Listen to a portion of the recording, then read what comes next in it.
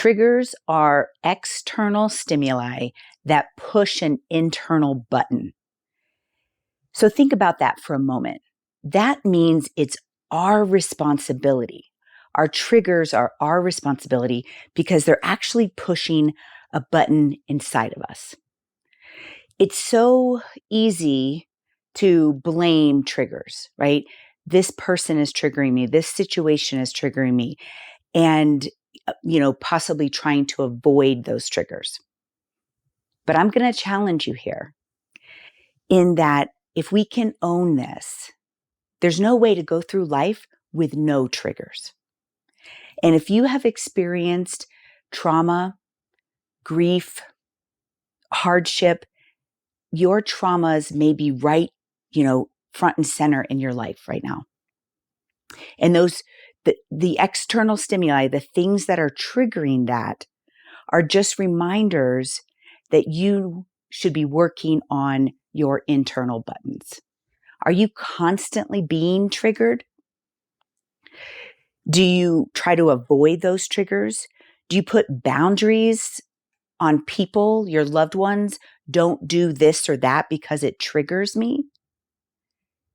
Those are signs that the triggers are at the surface and those internal buttons are constantly being pushed. What are some examples of that?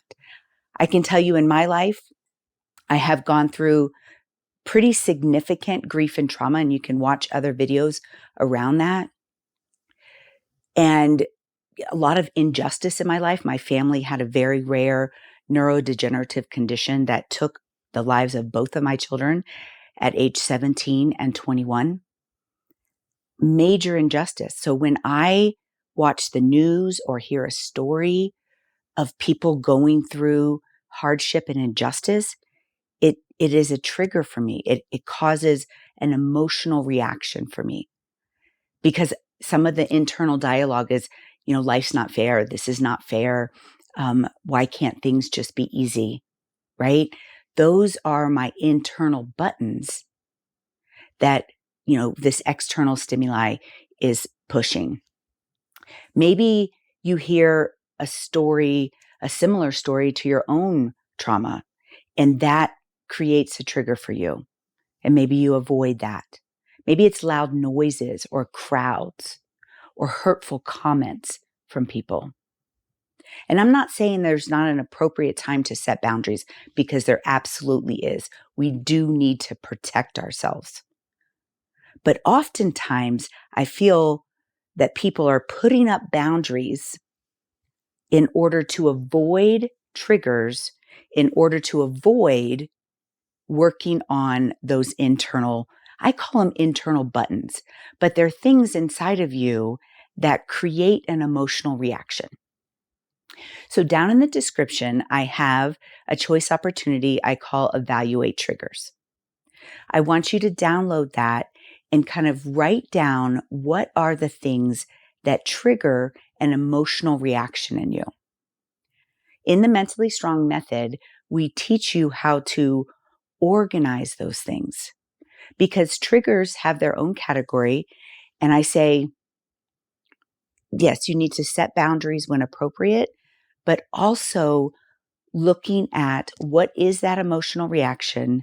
Where is it actually coming from?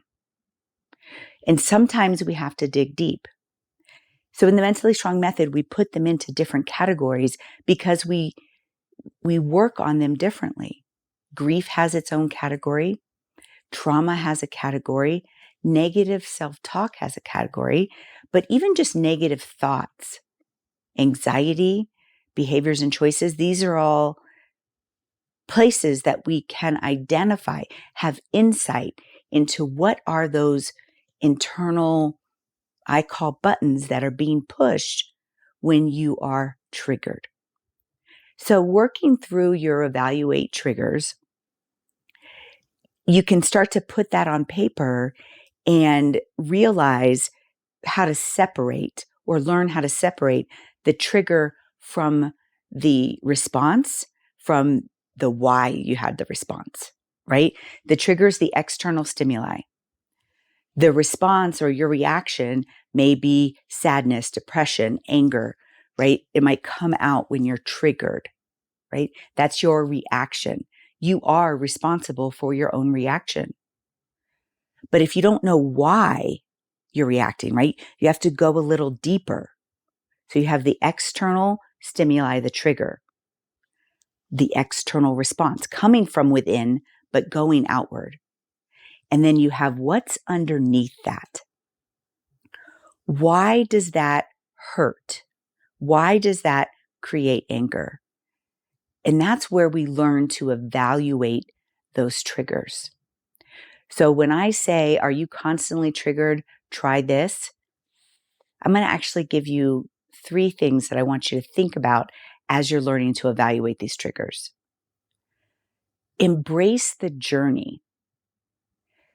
We sometimes want to just react and respond to our environment and feel like the victim.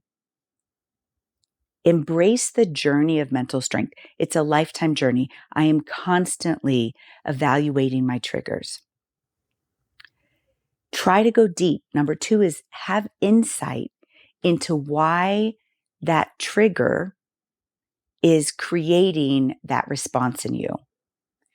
And the third thing, and this takes time, is desensitize that reaction or that button, right? I always call it a button. I visualize it as this button inside me, and somebody said something and it pushed this button and I got this emotional reaction.